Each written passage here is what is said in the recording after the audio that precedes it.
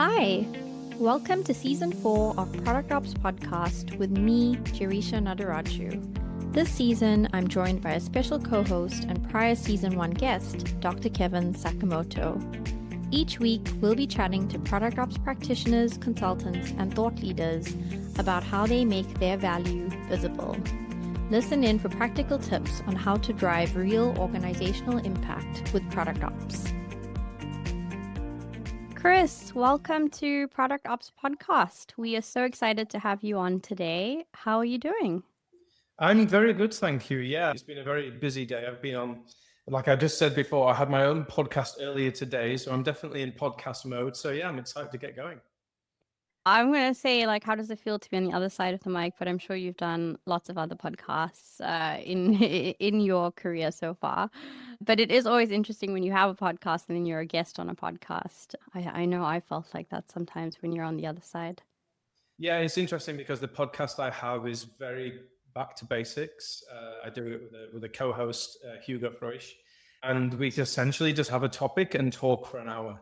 Record it, don't edit it, and then put it out there to see if it generates interest. So we have a good time speaking for an hour, and then we hope in the future to kind of evolve that and get some guests on as well. Very cool. And Hugo is someone that is a friend of Product Ops Podcast. We had him on Season 1 along with Kevin, who was also a Season 1 guest. And Hugo's actually back for this season. So we'll have both of you guys on. But yeah, I haven't had you on the show before, Chris. It would be very interesting to hear your perspective. Before we get into some of the details of that, it would be great if you could just, tell our listeners a bit about your journey into product ops and your background. Yeah, absolutely. I mean, firstly, thank you so much, Arisha and Kevin, both of you for hosting me today. I'm definitely looking forward to the conversation. So I realized the other week, actually, that I now have 20 years in my career, which was a little bit surprising to me. I hadn't really ever thought about that before. I've held a number of different design and product roles in that time frame. The latest one was at Bumble, where I was leading product operations there. I originally come from a design background. I mean, if I do go back 20 years, it was graphic design. I then held numerous kind of design roles, leadership, management, moved into product consulting with a consultancy called ThoughtWorks. Moved back into working with organizations as a full-time employee, which is when I kind of started in product operations, that meaning having the job title when I was there at Farfetch. I moved to Bumble, and now for the past 2 years, I've been running my own product ops and organizational transformation consultancy. To be honest, when I was looking back and thinking, I think it's good to be quite reflective about one's career and the squiggly path that everyone takes. I remember even when I joined as my first graphic design position, caring probably a little more about how we worked than actually what we were producing, and up-leveling the team through really small things like very basic automations that Adobe InDesign and Photoshop allowed you to create, and sharing this. And I got a thrill from that, so I really enjoyed. And when I look back over that career, I think I've always been in an operation kind of place, I suppose. Nowadays, I'm working more with senior leadership, partnering with them to scale high-performing, outcome-driven organizations. So essentially helping them to build the clarity, culture, capability that's required to consistently deliver customer value and business impact. I do a lot of speaking, yes, on podcasts, but also conferences, and I have 3 lined up later this year. So if there's anyone listening that is based in Berlin, Lisbon, or Vilnius, I will be speaking there on product operating models, organizational change, product leadership, etc. So not busy at all. You just got a light schedule ahead of you. It is funny you mention it, because I suppose one of the things I would mention as well is I am currently writing a book on how to shift to the product operating model, which hopefully will be a guide for both product leaders and product ops professionals and teams in how to make that shift, which the shift from project to product thinking, which is obviously one of the ones that we're encouraged to do a lot, and is one of the most challenging things. So I have an approach and a framework to do that. So yeah, at the same time, I'm writing a book as well. Wow, that's amazing. Congratulations on all your engagements and success. So we're really, really happy, obviously, that you're here. You have a unique perspective when it comes to a question that we asked all of our guests this season, and that's in relation to the role of product operations. Companies, whenever they are facing budget issues or slowdowns, they usually look at product operations roles as ones to cut first. And given where you are, that you sit at this very interesting intersection and working with senior leaders, I would love to get your take on that. Do you feel that product ops is a temporary role, or is it something that's sort of here to stay? I think, the topic of this podcast and actually previous ones about showing value and impact, I'm not entirely sure product ops people are the best at doing it. I just haven't seen in many places people really be able to link the work that they're doing to impact that is happening in the business with customers. I think it's always been a challenge. I actually said earlier to Hugo again that we're kind of in a position now where we can't say that product ops is new anymore. We're what, 7-8 years in, like it's not new. It's still finding its feet and understanding again how to maybe showcase value, but we're not new anymore. We've been doing it a little while. We kind of understand a little bit the impact we can have, but showcasing it is a challenge. To kind of answer the latter part of your question, I don't think it's a temporary role. I do think it's a role that is slightly, well, not slightly, it's still misunderstood. And I speak to a lot of product directors on this topic. One the other week even asked me, tell me more about product operations. Is it the silver bullet for all the challenges that we have in our product? And of course, there's no silver bullets. It can enable you to do greater things if you use it in the right way, if you hire the right people. And a thought I've been having more recently is I'm starting to see a bit of a divergence happening with product ops as a function, where I'm going to use a phrase, and I don't think it's probably the correct one, but it's the one that will just make us understand the difference between two things. The more technical side of product operations, which is probably more likely to follow like the product ops pillars that Melissa and Denise wrote about a couple of years ago around internal and external data, tools, processes, efficiency, enablement from a more efficiency perspective that may help teams to be more effective. And when I say effective, I mean finding the customer value business impact they're looking for, and efficiency being we are able to reduce our waste so we can get to market maybe a little bit quicker. And that more technical side, I'm seeing the flip side of that is more on the organizational transformation perspective, where we need people with an operational mindset at the kind of highest level of the product organization, working alongside VPs or product directors of product. They do not need to be at that level, but they have to be working with those people to enact broader operational change. Yeah, so what I don't mean is the difference between strategical product ops and tactical product ops, because strategy needs tactics, tactics need strategy. And even in this, more technical product operations space, you do still need a strategy to drive the tactics, etc., and show progress with tactics. I think there's something slightly different, which is when we look at a product organization, every organization I've worked with, even some that are maybe at the forefront of building products, are still not quite in the space of product thinking, true product thinking. So I believe we need someone of an operational mindset with an operational focus, with the skills that can enable operational change, but thinking more about organizational capabilities to shift us towards product thinking and using a product operating model, being product-led, whichever the phrases you need to use or want to use to describe what that looks like. And I think there's still the leaders I speak to, because we haven't really had that distinction, they're hiring people in to maybe run a product operations function to do some of the really great stuff around data and tools and processes, and hiring the people that actually want to do organizational transformation. They want to really be pushing the envelope when it comes to being product-led. And vice versa, when a product ops function has existed for a little while and is showing that they are adding value in terms of efficiency and being effective, is that all it is? Is it simply that we can solve some process challenges? Because I think there's a lot more to it. And I think that distinction we may need to start talking about a little bit more. That's really fascinating, because what you said there is this evolution of product operations. And then as you're framing it, I think there's this automatic disadvantage now because you've got the word operations in the role. So executives and others are automatically going to default to what they view as operations. Then when you layer in the fact that you said this role's only been here for 7 or 8 years, I get the sense that it hasn't had the chance to crystallize, to say this is what product operations is all about. it's gone through this upheaval through the pandemic and through everything else, and now it's going through another evolution. So it's I think at this really interesting intersection now. If you could, and this is completely putting you on this hypothetical spot, like what would we want to, if you could change the name of product operations, because it is no longer just operations, like what would you want to reframe it to? Yeah, the really good important points there. Like the evolution of the function is fine. Everything is speeding up anyway. When I joined as a UX designer, or first had my first UX design role like 12, 13 years ago, I didn't feel like it evolved for about 10 years, where product operations has been around for 6 years, like in essence. And I feel like we're evolving it multiple times. The restriction on the word operations is definitely one I've felt myself and can see in others as well. And I was again chatting with Hugo this morning. I was saying this organizational transformation type role, type person could be a principal product ops manager. They could do that as their role.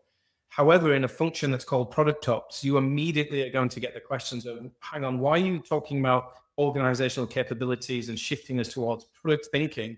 Aren't you supposed to be focused on process? Aren't you supposed to be focused on data? So it immediately does restrict you. I don't know what the answer is to what you might call this. I believe there's something around the words operational should still be in there, but maybe something around operational leadership or operational change or transformation, something along those lines. And I feel like that position requires a different type of person. Maybe someone that's held multiple types of product roles, design roles, maybe even engineering roles, and can see at a slightly higher flight level the broader impact they can make by focusing on certain areas. I do think it requires someone different, someone with a consulting kind of background, mindset. I still believe it will be a full-time role and a long-term role, because as you just mentioned, evolution, organizations are always going to be evolving. They may really improve their practices in like experimentation and iterative learning. And I can tell you 2 years down the line, things will have changed. New people, market shifts, new technologies, AI, and now we need to reconsider what being experimental and iterative looks like. So someone still has to be in there to kind of push everyone forward. And the reason I say that is because of the mantra of product operations focusing in on how we do things, because our team should be focused on what they're actually building. I think there's another probable question in there that we often get, which is from product leaders, isn't that part of my role? Organizational evolution, I do believe should be part of their role. And I don't think I've worked with any product director that's been able to spend more than 10% of their time focused on that. And it is a bit of a chicken and an egg situation, because if you had standardized practices and you are already increasing the capability of teams and people, your product directors would be able to spend more than 10% of time on these kind of like foundational capabilities that are going to shift your org. At the moment, they're probably spending 90% of their time, a mixture focused on the product, its customers, the business, strategizing, team management, which are all important things, of course. But that means that you only have 10% of your time for operational practices. And I think there is a role in there full time to focus on that. Yeah, there were so many great points in there, Chris, and so much of what you said just resonated with me. I'm in a role at the moment, quite senior in product ops, leading a team. And part of what I've had lots of conversations with Kevin about this, almost like this change management and behavioral change kind of aspect of the work that we do in product operations. And I don't know if it's maybe as you get more senior or as you get into bigger organizations that where this organizational change element becomes more and more important, right? I've done a startup, a scale up, and a really big company. At the very big company that I'm at, this organizational change element almost seems the biggest one that you need to land, because there's so many established practices. It's been going on for a long time. So being able to get people to change the way they've been working and at scale is a big thing. But I do find it's almost like you have to do both. And especially as the leader of the team, you're constantly doing that thing where you're interacting with the VPs, the people in the product teams, and trying to drive that. But then there's all the stuff that I know you've said not necessarily tactical strategic, where you are doing, the processes and the more operational type elements. So it's like, I think the way you're talking about it is almost like potentially two types of roles within product ops.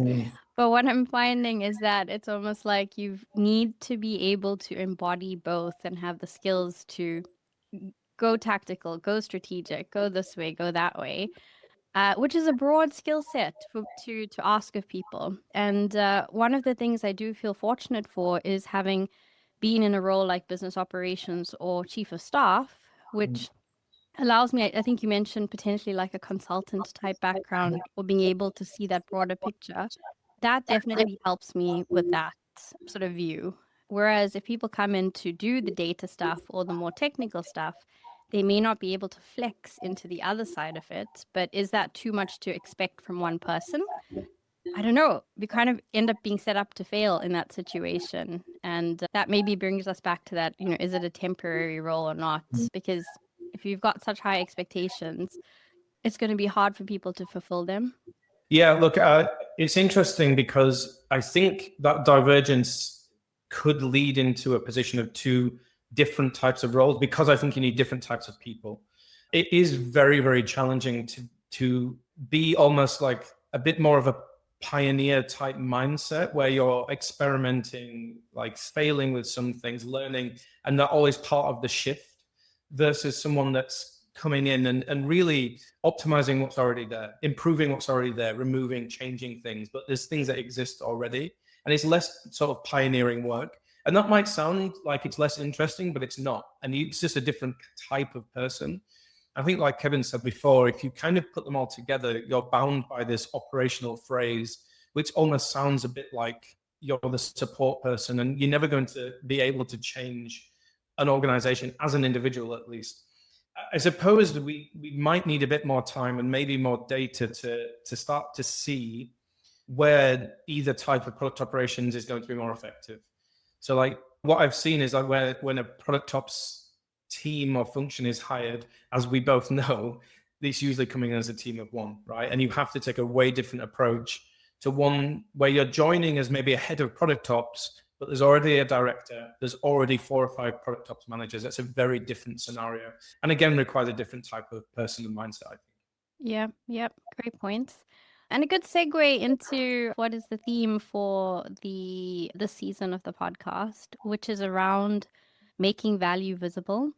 And actually, whatever type of product ops role you're in these companies, or what you're doing, you fall under this heading of product operations. And something that Kevin and I have been talking about is around, sometimes we see product ops teams being cut as like one of the first teams in redundancies and things like that. And it seems to be a function where you constantly have to prove your value, maybe more so than other more established functions in the company. And so one of the things we were curious to learn more about from product ops practitioners is around what have they done in the past, or have they seen that has worked really well as a piece of work they've done in product ops that has truly added value and made an impact in the organization. And we wanted to just find out a bit more about the initiative and maybe some context or why you chose it and how you were able to bring sort of value and impact from it. So it'd be great if you could share an example with us, Chris. Yeah, absolutely. And we've kind of touched upon some of these points already, which is a nice segue into when I joined Bumble, which is the dating app, the dating product, the dating company that have multiple products. I'm trying to remember when that was now. I think it was maybe summer 2022. And I did join as a team of one, and I was expected to lead the evolution, to keep using that word, of the organization from an operational perspective. This is a product company in that they build products. There was some, like, honestly, like most organizations, there was some elements where they were incredibly highly capable and some where they were falling behind for various different reasons. When you join as a team of one, it's an interesting perspective to have, because you kind of have to start off in a position of a bit like being a therapist, right? You have to go and speak to as many people as you can, tease out what those challenges and problems might be, not listening to the pain, the symptoms, but thinking about a deeper problem, and then help them to almost solve those problems themselves, because you're a team of one and you've got 10, 15 product teams to work with. And it's very, very challenging as an individual in a support role like that, regardless of what level of leadership you're at, to work on more than 2 to 3 almost like change initiatives at one time. It's really, really challenging.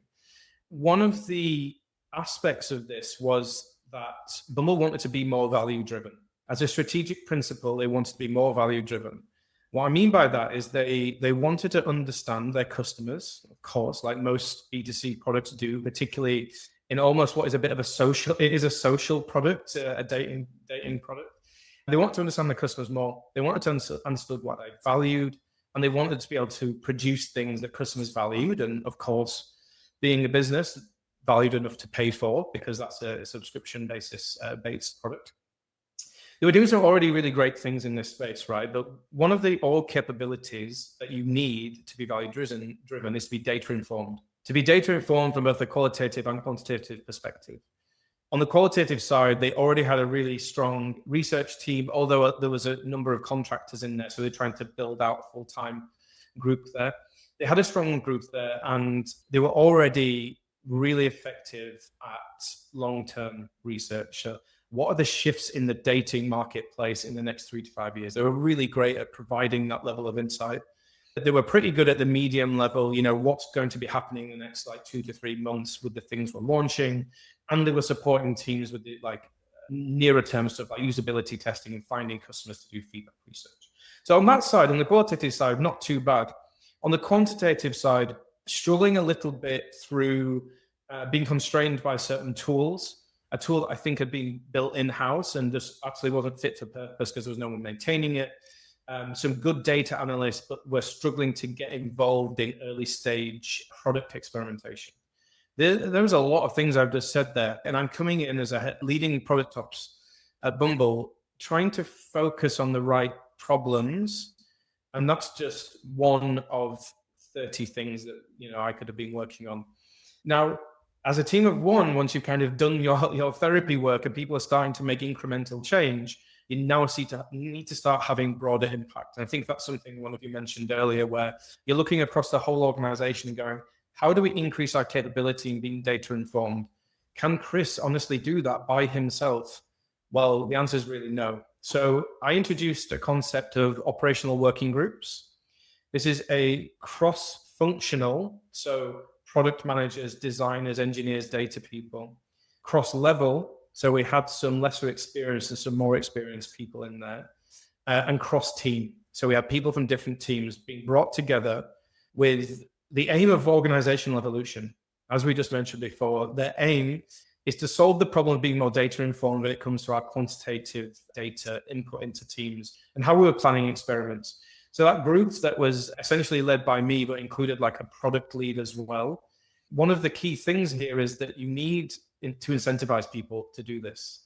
You have to incentivize them because honestly, no one's going to do anything if you don't reward them for taking their mind away from product delivery, development, delivery, and launching of products onto something that is more operational, that's looking inward into the org. So you have to incentivize them in some way. People are incentivized in a couple of different ways. Some of them were growth experiences. So the less experienced were able to work with a different group of people and grow their own capabilities as individuals. There is general recognition. So I'll go into what that looked like in a moment. And then reward. Reward came in the form of the people that were leading that group. So not me because I was in ops, but the product management lead. It was directly tied to their yearly goals. So at the end of the year, when they're having their yearly review and they're probably asking for a pay rise or a bonus or a new job role, job title, they're able to say, I evolved the organization in these ways. This is what I did. The reason I'm telling you all this is a way that Product Hub shows value broadly by enabling other people to identify challenges and to solve them.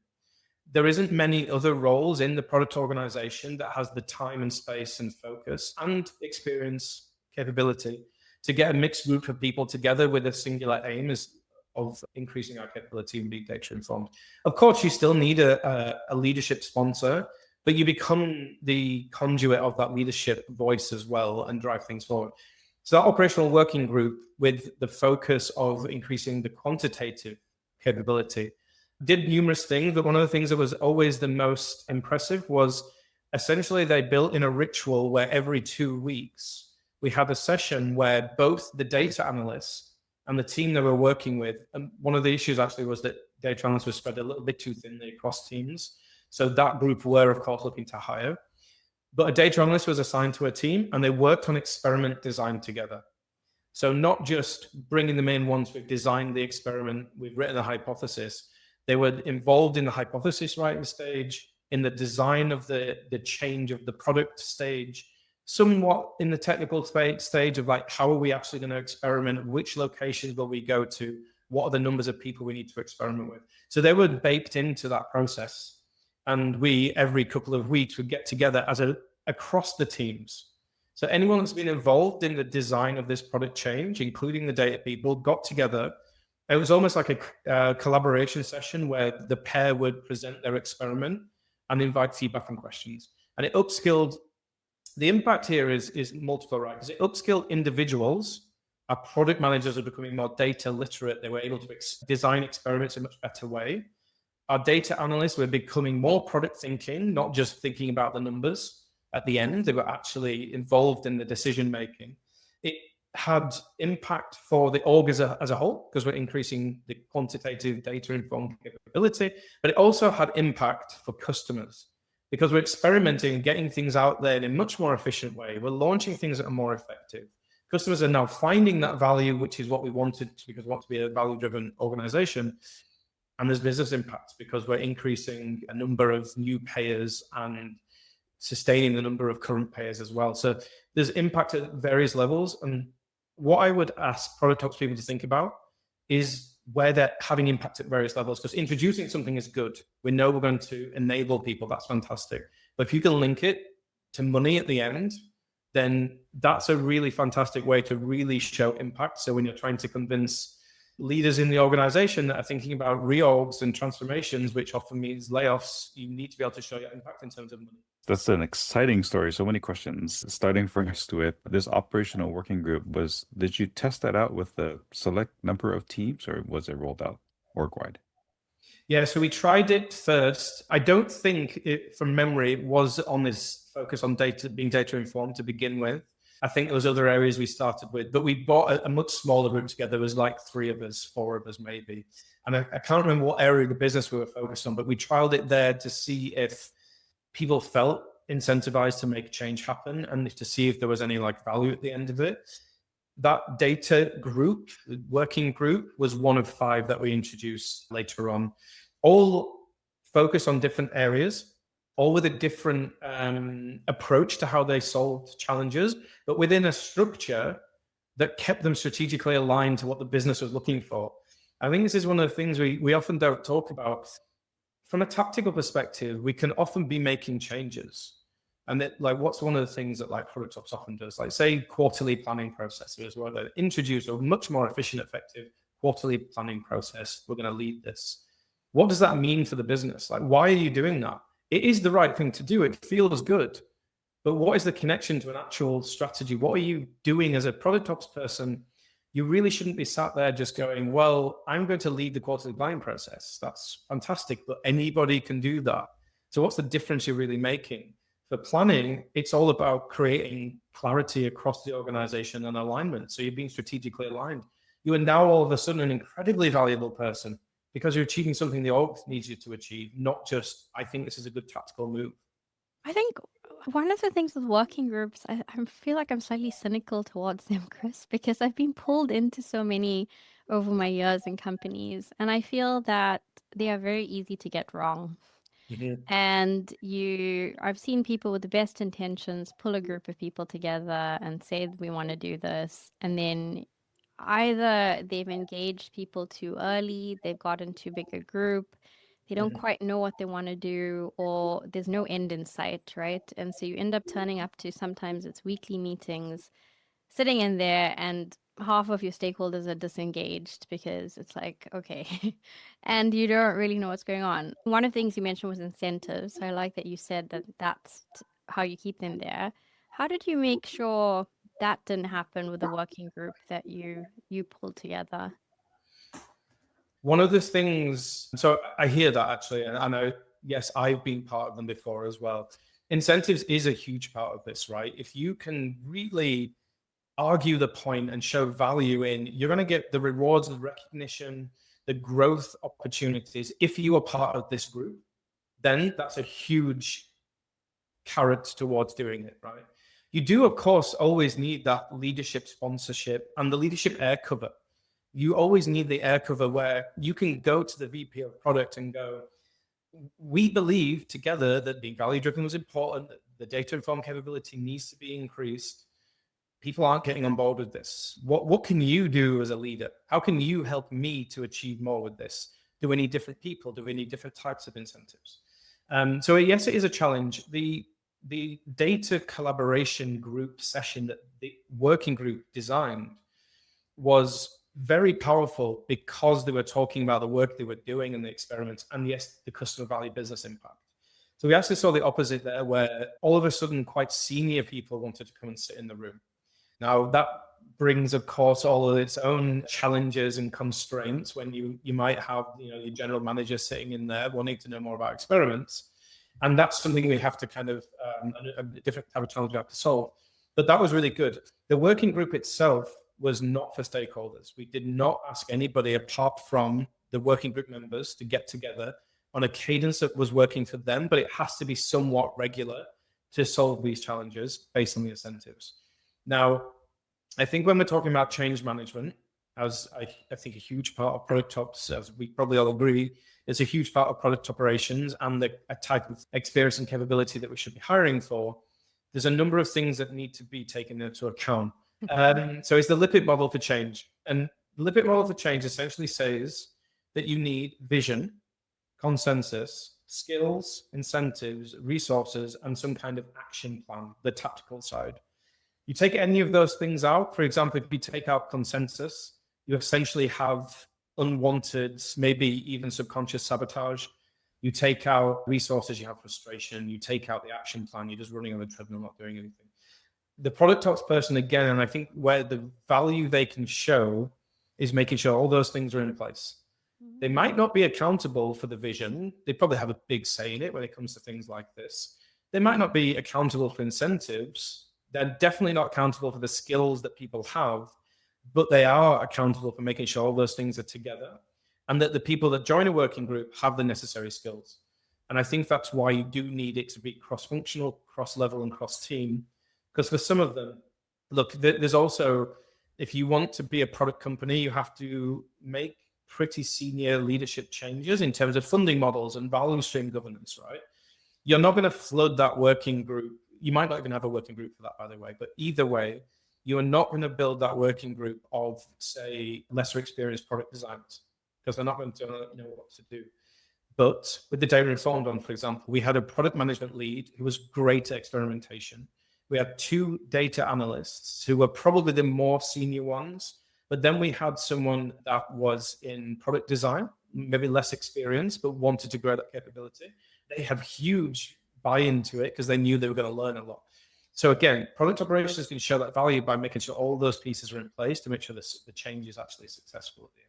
Could you run through that model again? It was vision, skills, resources, action plan, Incentives and consensus. incentives, and consensus. And you can see here, right? Like if you take vision and consensus, it's a leadership position.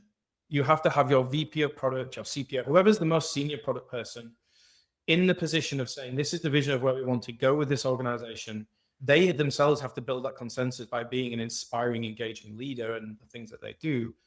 The skills and the action plan kind of come down to the team that you build, the working group that you have, the incentives, the resources, and the balance between them. Obviously, like you can't, if you might have all the incentives in the world, but if you have no budget for extra training, if you have no budget for bonuses, or you don't have the right people, you're really going to struggle. So that balance between incentives and resources is almost like on product ops and on middle level product management, the people who are managing those teams. You need consensus from them because you're going to be taking people out of their team. And we actually said for this, for each working group, you can only be part of one for obvious reasons. For each working group, we expect that working group to spend 1 day a week on that change. That's a huge amount of money when you take into account, it might be 4 or 5 people. So you really do need to know that the budget's there, the incentives are there, but also that this is what the organization actually wants to do. The organization needs to know what it wants to do from a strategic standpoint. It needs to understand where it wants to go in terms of organizational evolution. For this example, it was about being more value driven. And we believe that was a good thing for being a product company. And that's why we went down that route. And that's why people bought into it. That's very interesting because it puts that the weight, as you mentioned earlier, providing that air cover to say you can spend one day a week at it. It's almost like the Google 20% time. You have 20% of your time to experiment on something. And knowing then that you have that air cover and you have that permission to go and spend time, you limit it by saying you can only be a part of one group. So you have to choose which one do you want to be a part of. And already that creates that structure of accountability and responsibility, that I have permission to do this. I can only pick one. I want to make sure that I can be the most effective at that. Yeah, it's interesting when you say choice. It's interesting because there were certain groups that were more interesting to certain people, and not everyone gets to choose the one that they want to do, right? And I think an important note here again is the recognition. So I mentioned that right at the beginning, that you would actually, I don't think we would be surprised, but some might be surprised that how much excitement and intrigue is built by doing this kind of working group. When you say to a data analyst that's maybe been in the organization a couple of years, they're trying to get their voice heard a little bit more, they want to progress relatively quickly, they might even be thinking about leaving the company and going to somewhere else that maybe gives them that recognition. And you say you are now going to be part of a group that changes the organization in this way, and all of a sudden the general manager is in the room listening. The CPO is looking over in this direction and wanting to know a bit more. We're having all hands where they're able to present it in front of the whole company. That recognition is incredibly powerful, and it makes that choice a lot easier. If you say to someone, really the only way your career is going to progress is if you have an impact on organizational evolution, they will go and do that because they want to progress their career. I'm finding this really fascinating, by the way, Chris, because the more I think about it, especially the context, right? So you were a product ops team of one. Yeah. How do you have impact? How do you show value, in an effective way? You need to leverage. I think I previously was a team of one, and one of the things I said is I'd have to partner with people, especially the product management leadership, or to get these initiatives, and often with product managers on the ground who already were, there was a pull from them, or they were interested in a topic, like leveraging that to obviously get things done. But the working groups can actually be really powerful because you are bringing together people who sometimes are just feel quite siloed. I think we underestimate how siloed and maybe like alone certain people can feel in their functions or just in the day-to-day of their role, or where they're sat in the org. And yeah, if you could position it in a way that it is kind of exciting and you buy into this vision, and plus you're getting to work with people and have exposure to people that you wouldn't usually have, I think that is exciting. But often people just don't have time. They're spread so thin. So to Kevin's point, I do like the context that you gave, Chris, that this was actually backed by the org, and one day a week. There were certain things in place that allowed people to then enjoy being part of it, which is great. One of the questions I had was, there any challenges that you faced or lessons that you learned from doing this that might be helpful for the listeners? Yeah, I mean, a lot of the time it is people challenges, and I think a lot of the time it is the time aspect. Finding the right people. I mean, Bumble did have at the time, well, they had two main products, and then they had like a safety product team as well. So I don't know, they maybe had like 8 to 10 product teams. Honestly, it's not a lot. It's not a lot when you have to build multiple working groups to shift that organization into the place it wants to be. So the time aspect was quite challenging. Getting back to the topic of this podcast, actually, the biggest challenge was to showcase my value and impact when you're building a cross-functional group of people and enabling and empowering them to have the impact themselves. And I think this is where The people I speak to who have been product ops teams of one end up going in one of two ways. They really narrow down on the things that they believe are good things to do. And then you speak to them and they do say, like, I run our quarterly planning process. And you're like, okay, and that's the impact that they want to show, because they can only do 2 or 3 things, and that's one of them, and they hope that that's good enough.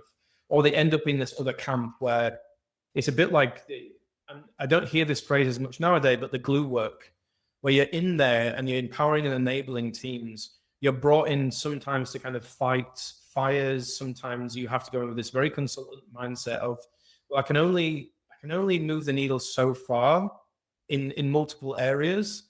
And you have to pick one of these 2 buckets to go into. So for me, it was the latter bucket. I introduced working groups. I led them as far as I could until I had to step back and let them go with themselves. The way that I still connected with that value is, if I wasn't there and I hadn't created these, I hadn't supported and enabled and empowered, then you wouldn't have been seeing the value and the impact that they've been driving to customers, to the business at the end. So I could kind of link it in that way. I would say that was the biggest challenge. The second one being the people and trying to get their consensus that doing this is good for them. Again, no one's going to do anything if you don't incentivize them to take their mind off product development and delivery onto organizational evolution. So you have to be really clear on what evolution means. Like, in what direction are we going? Like, what is the strategic principles that we're aligning around? And why on earth should I be part of that? What are you going to give me this extra? It was hard. I can't say that all 5 of those groups were showcasing immediate or long-term impact. That's for sure. And it was eventually it did become I became quite stretched as well, because we had numerous things happening all at once, and I was trying to do other things at the same time. And unfortunately, that's what happens when you have a team of one, with a lot of change that needs to be made. A phrase that keeps coming to mind is sort of this thankless therapist, where you, as you mentioned earlier, you have to sort of identify what's not the symptoms, but what are the root causes of these problems within individuals. You also have to identify what motivates them, right? Because each member has different motivations. And then you have to sort of align that, I'm going to say, to the society that is the organization, right? To make sure that they can then thrive within the confines of this organization, where you have all these different stakeholders and individuals and leadership, and the proof of your success is through those that you help, right? It's an indirect measure. And that can be very challenging, right? Because you could say, I did that, but no, well, in actuality, the person that executed whatever it is, they're seen as the ones that did that. But you were the one that helped them. Yeah, I mean, we were talking about this the other week, Teresa, right? Where we were trying to think of the various types of impact value that ops can have. And I think the one that you're talking about here is like, how effective is product ops in behavior change? And it's definitely not something that you can measure in 2 weeks and say, hey, we made it. Because that's really just, we introduce something, and there is impact by introducing things and removing things and improving, optimizing. But it's going to be 1 quarter, 2 quarters next year that you see like real systemic behavior change happening. And it's a good measure, but it's a long-term measure. There is another one, which is like the product team efficiency and effectiveness. So are we getting to market quickly? Are we able to generate more customer value and business impact through the things product ops is doing? And there's definitely ways to make that connection. If you're introducing or improving something that already exists, and then the teams are doing better because of it, they're getting to market quicker, they're increasing their effectiveness, then there is a link there for sure. You just have to find it. You have to make that connection. And I think there's another one around like organizational performance. Like, are you able to reduce costs? Are you able to be more efficient and effective with things like planning as well? I was chatting to a product leader out in New Zealand, actually, who has been doing a lot of product operating model type work, changing the funding model, getting teams focused more on value streams, things like that. And we're just talking more generally, but one of the interesting things that she said was, this is like an invisible work, because when your operating model is effective, no one really questions it. No one's going to say, wait a minute, these things still need to be improved. When it's going maybe not as well as you would hope, it's all of a sudden something where you have to show value and impact. So, and back to the working groups, yes, eventually I became almost the invisible enabler. So my voice now isn't being heard. And you know, in organizations like this, if you are not visible, if the optics are not there, then your value decreases as an individual. So you have to figure out ways in that type of work to continuously be at the forefront of people's minds, particularly when you're a team of one, because teams of one are very easy to get rid of, particularly when you're a product ops team, because again, your work might sometimes be invisible. You have to keep raising your head up in a positive way and saying, hey, we're still here, we're still doing good work. So with all of that, this burden, this invisibility, seeing success through others, how do you stay motivated? What gets you excited? Like, how do you wake up in the morning and get excited for the day ahead in product ops? Yeah, I mean, I really love this kind of work. Like I said, but in 2005, I think when I started my career, that's the thing that I got a thrill from, which making things more efficient, like enabling people to do better work. I really enjoy it. And then I had like probably 10 years of trying to do the work, trying to build and design, and I just wasn't very good at it. I didn't enjoy it. So I enjoy increasing people's capability, enabling them, making connections from a social aspect, influencing skills, building relationships. I love all that kind of thing. And I think that's what good product ops people do. I have to say, I've been running my consultancy for 2 years, and I'm way more energized and excited now than I probably ever have been. And I think that's a mixture of things. Firstly, you're accountable for your own success and failure, right? So now you're really accountable, which is very exciting. And also you're trying to think almost how to diversify your own portfolio. How are the ways that I can make money, of course, sustainably make money? Like, where do I put my time and my energy? Should I build products? Do I sell services? Do I write a book?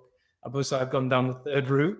And yeah, like I speak to more people now every week than I ever have done in my career. And every single conversation is highly valuable to me. I'm learning more. And the interesting thing, I think, when you're a consultant is you will have periods where you're not with a client working with them very directly.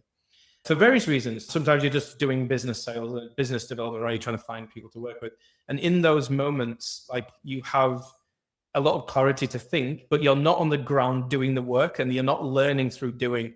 So you have to learn in different ways. Honestly, doing podcasts like this clarifies in my mind, like, my craft and the way that I speak about things. And I get a lot of energy and excitement from doing these. So thank you for inviting me on that note. We also love talking about ideas and product ops and all of these interesting things about this role that we have been in or are doing at the moment. Chris, you've been in product ops for a while now in different roles. Now you're in a consultant type space, but you've also spoken to many people doing the role. I'm so curious to find out how or if your view of product operations and definition has changed from when you first got in and you first heard about the role to now, and if so, how? Yeah, it's an interesting question. So I first moved into the role when I joined Farfetch. So that was, I think, around 2019. Really, we weren't even called product operations. We were called product design practice, product and design practice, the practice of product and design, how we work together, things like that. It was only, I think, in 2021 where we were like, this doesn't feel right anymore. The org has shifted. We're focused more on product and product management, product leadership.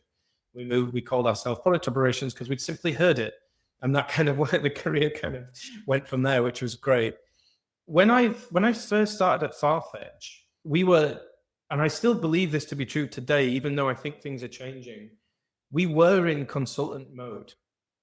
We were looking at the organization as a whole, and again, trying to have that broader level impact by trying to understand problems. And we did a lot of work up front. Our head of product ops at the time, called Deep, was fantastic in the work that we were doing. Was almost, as we used to call it, holding up a mirror to the teams to understand how they were working and operating so they could solve those challenges and problems themselves. And I think that's what a good consultant can do, like coach you through with good level of capability and experience in multiple facets of product development and having held different roles to say, look, this is kind of how you're working right now. we can maybe work together in how to improve that area. I still believe that's what product operations should be about. I think in that time period between then and now, it's almost like product operations has become narrower and narrower and narrower into that place of going back to those pillars. We do internal, external data, we do tools, services. And that's why I'm starting to think and see maybe this divergence of a group of people that are more in consultancy mode and a group of people that are more in like technical mode. And that's simply because product operations is attracting different types of people. And I think that's fantastic. I think you can move into product operations from various different roles and bring your experience and your capability in a completely new and different way and still be incredibly successful in this role because you enjoy and get the excitement and thrill from helping other people. Your approach might be slightly different. Great. Well, we could keep chatting to you for a while. I can see Kevin probably has another question there, but we're going to pause now. Chris, it's been great having you on the podcast. Before we let you go, is there a way for people to get in touch with you if they want to? I don't know. There were quite a few things you mentioned at the start. So maybe you want to just close the loop and let people know how they can find you. Yeah, absolutely. So I have the website, chriscompston.com. Linked on there is my LinkedIn and my newsletter, where I'm relatively active at the moment writing content. So all of my speaking engagements are on there. And yeah, I will be updating via the newsletter on the progress of the book. I will be looking for product ops people to test some content with them as well. So if there's anyone interested in, getting early access, then just contact me and I'll put you on that list. Love it. Well, yeah, thank you very much for joining us, Chris. Thank you. It's honestly been amazing. Like I said, I enjoy this. So it's been fantastic. And I look forward to seeing the other guests that you have. Awesome. Thank you so much. No worries. Thank you. If you've enjoyed this episode, please remember to rate, follow, and subscribe to Product Ops Podcast across our channels, including Substack. Even better, share it with your friends and colleagues in Product Ops, as that helps others find it. Thanks, and take care.